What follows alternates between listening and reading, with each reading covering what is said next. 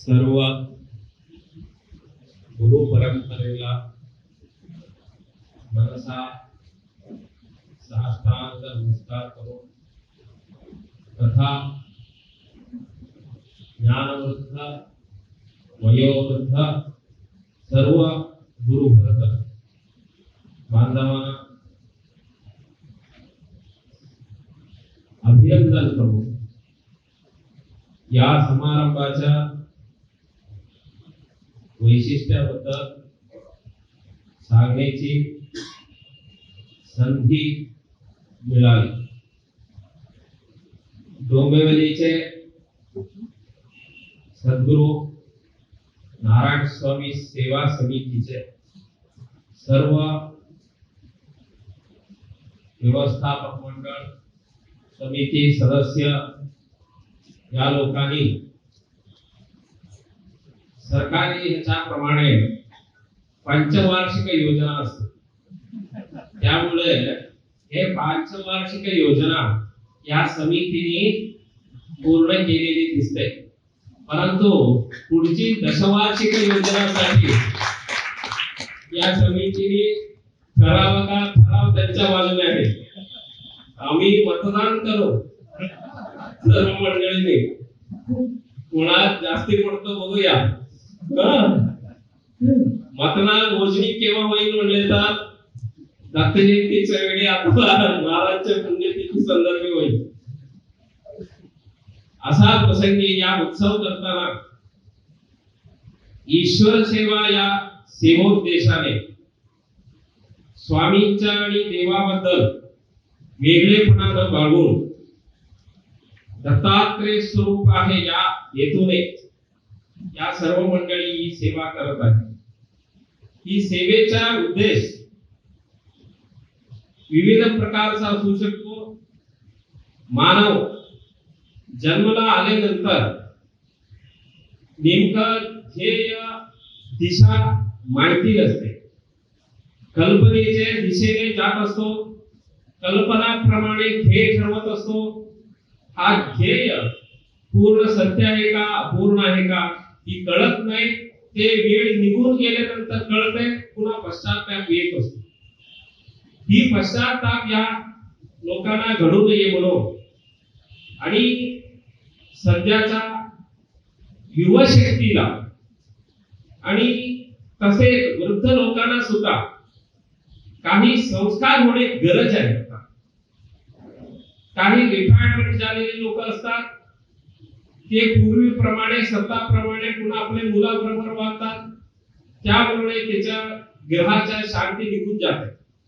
त्याला काय मेन उद्देश म्हणजे सत्ता अहंकार हे बाधक ठरते का न बाधक ठरते का हे कळत नसतं. कुठे अहंकार बाळगावं आणि कुठे सत्ता दाखवावी ही विवेचन होणे करता काय पाहिजे म्हणजे का सत्संग पाहिजे. या सत्संगाचा उद्देश सर्व समाजाला या उत्सवातून मिळत असतो. उत्सवाशिवाय मिळू शकत नाही. उत्सवामध्ये महाराजांचं स्मरण होतो. स्मरणाचा अर्थ काय? पूर्वी तुम्ही विस्मरण झालेली लोक तुम्हाला आम्ही स्मरण करून द्यायचे, त्यामुळे हा स्मरण करण्याची सर्व सुरू आहे. या काम हा डोंबिवलीच्या सेवा समिती लोकांनी या सेवा भावनेने करत आहे. हे खरोखर श्लाघनीय आणि अभिनंदनीय. ही परंपरेमध्ये दोन गोष्टी चालतो.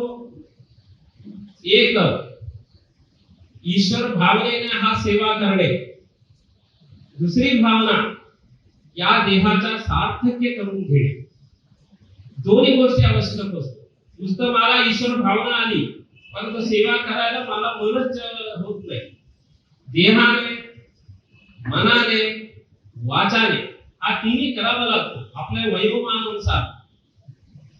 त्याकरता शारीरिक काही लोक युवशक्ती लोक आपले करत आहे, त्यांच्या खरोखर या शरीरातून आलेली घाम मोती होईल असं मला वाटते. आपण नकोसलेली गोष्टी करत असतो, त्या कामाच्या माती होत असतो, त्याला काय अर्थ राहत नाही. ही प्रसंग परस्पर उत्साह असल्याशिवाय आम्ही एकटा करू शकत नाही. मला मानस मनोदय असतो, परंतु त्याच्या मागे एक ईश्वरीय प्रेरणा शक्ती लागते. तो शिवाय हा सत्संग घडू शकत नाही. मगाशी महाराजच्या सहवासातली व्यक्ती आणि महाराज अव्यक्त स्वरूपात असलेले समाधीच्या दर्शन घेऊन पुनीत झालेले अनेक भक्त लोक आहेत.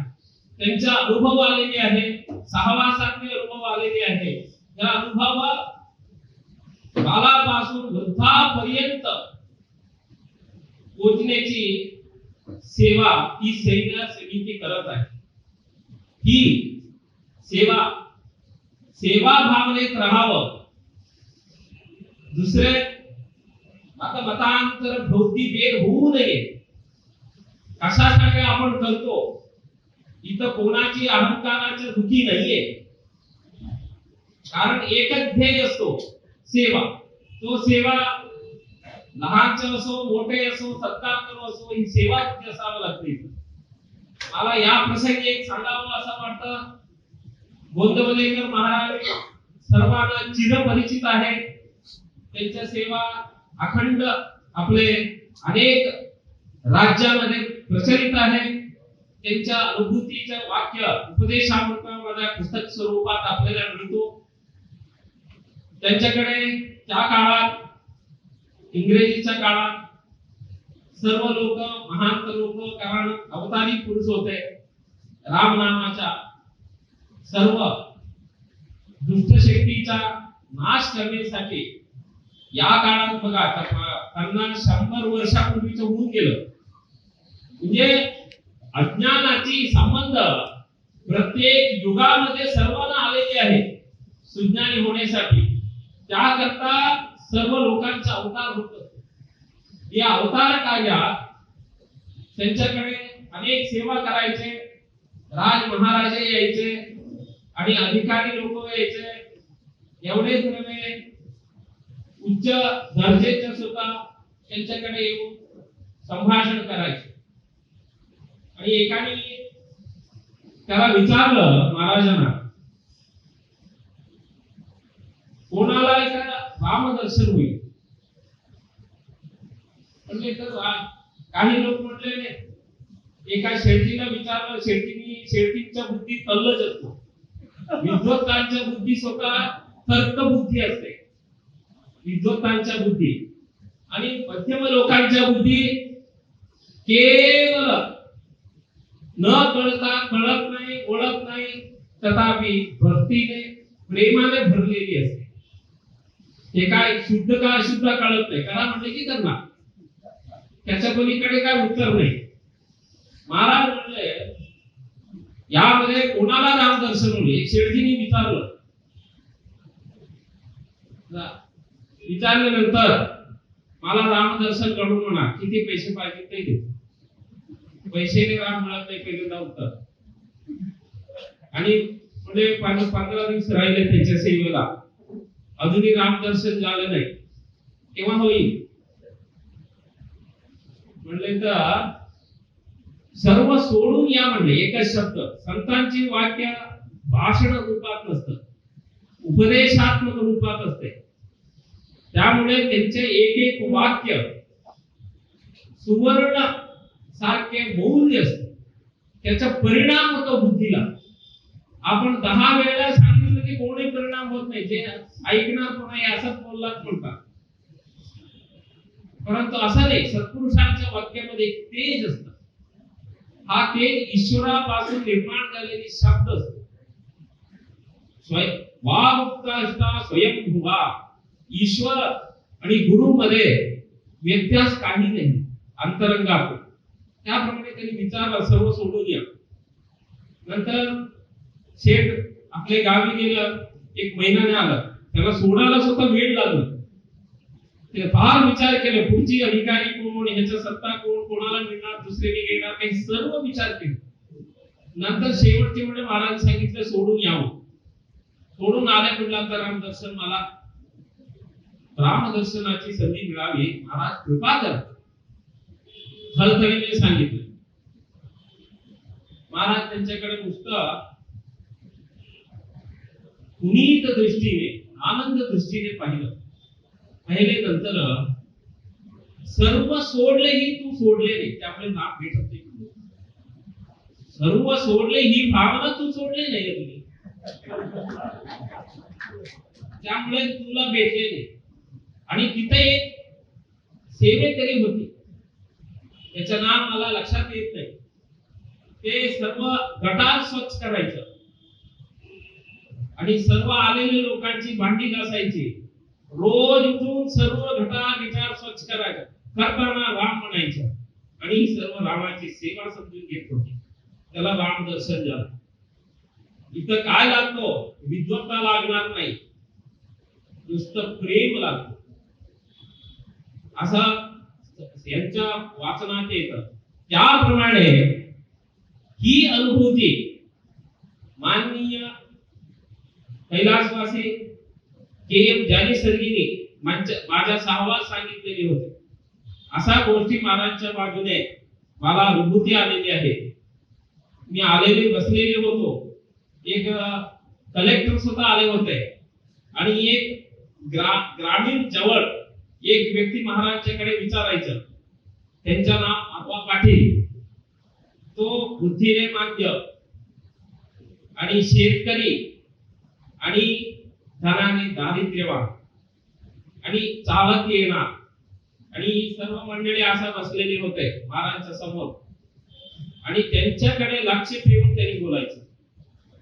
आणि त्याबरोबर त्या काळात ते IAS ऑफिसर लिमे साहेब सुद्धा होते तिथं.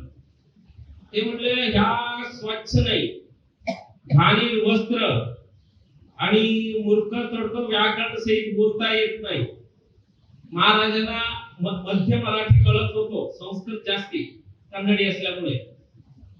त्यांच्या बरोबर एक अर्धा पाऊण तास अगदी एकाग्रपणे बोलत होते. म्हणजे आमच्याकडे लक्ष नाही, त्यांच्याकडे लक्ष नाही. शेवटची त्यांच्या मनात विकल्प झाला, हा एवढे मूर्ख मनुष्य एवढे महाराजांचं वय घालवतो, काल घालवतो असं म्हणलं. नंतर त्यांनी बोलता बोलता असं सांगितलं स्वामी महाराजांच्या. त्यांनी म्हणले नामस्मरण कर, मला खायला काही नाही, नामस्मरण कर. शेतात जायला लागतं आणि कृपा घेऊन सर्व करावं लागतं. मी केव्हा नामस्मरण करायचं? अगदी असं आपल्याला बोललं असतं व्यासपीठावर, आपण म्हणलंच असतं त्याला काय बोलतो म्हणून. महाराज असंच सांगितलं. माधवा हात काम करते, कोण काय करतो विचार. हात काम करते, कोण काय करतो हा शब्दात बोलले. याचा अर्थ त्यांच्या कृपा झाली त्याच्यावर. याच्यावर कृपा झाला नाही म्हणत नाही. केव्हाही देव प्रेमाला आणि गुरु प्रेमाला पूर्णपणे अधिकार होण्यासाठी आपले जवळ तर्कबुद्धी थांबावं लागतं. तर्कबुद्धी ज्यावेळी थांबते त्यावेळी ईश्वर कृपे पूर्ण कृपाला सुरुवात होते. तिथपासून सुरुवात. असं जानी सगळी मला साहेबांनी एकदा माझ्या जवळ औदुंबर काट्यावर बसताना मला सांगितलं. एक मंत्राचा महाराजांनी दिलेले अर्थ होतो, त्याबद्दल मी बोलत होतो. असा गुरुकृपा झालेली व्यक्ती अनेक लोक आहेत, त्यांचे एक विस्मरणीय प्रेम होतं जानी सरगी साहेबांचे. जे सांगतात ते एवढेच ऐकायचं, तिथं पोटगीट काय नाही. विनीत वेशेन प्रवेशव्यानी तपोवनानी नामा. शाकुंतल नाटकामध्ये येतो. दुष्यंत राजा कण्वरची आश्रम मध्ये जाताना चक्रवर्ती राजा त्यांनी सर्व काढून ठेवा म्हणतात. त्यांच्याबरोबर असलेलं पण मी राजा आहे, ही सर्व गोडा गेडा बाजूला ठेवा म्हणतात. सर्व आईला काढून ठेवा म्हणले की मी राजा असा काय निघाला म्हणले तर हा त्यांचं वाक्य आहे. विनीत वेशेन प्रवेशव्यानी तपोवनानी नामा. ईश्वरा सन्निधी जवळ जाताना आपण सर्व अहंकार नय विनय श्रद्धा भक्ती पुरस्कार तिथे जावं, तिथे तुमची कुठलीही सत्ता चालत नाही, त्यांच्यावर तुम्हाला कृपा व्हायला पाहिजे, तर एकच लागतं विनीत वेश. असा विनीत वेशाने सर्वांनी महाराजांच्या बुद्धी प्रेरणेवर या उत्सव सादर केलेली आहे. हे उत्सव सादर केलेली सर्वांना ह्या पुण्य लाभणारच आहे. गुरु कृपा आल्याशिवाय ही लोक इथे येऊ शकत नाही. आलेले लोक तर सर्व गुरु कृपावंतच आहे आणि ही अखंड चालवावं. किती लोक येते याला महत्व नाही, आपण सेवा करतो याला महत्व आहे. म्हणून ही सर्व अखंड चालवावं हा सेवा समितीचा आमच्या ट्रस्टच्या वतीने विनंती आहे. ही विनंती महाराजांच्या जवळ मी प्रार्थनापूर्वक त्यांना प्रार्थना करतो. या संदर्भे आता 12:30 वाजले असतील, सर्व प्रसाद भक्त 12 वाजले की सर्व लोक प्रसाद भक्त असतात, त्यामुळे 12:30 वाजता प्रसाद सर्व होईल अशी सेवा आमच्या हातातून घडावं.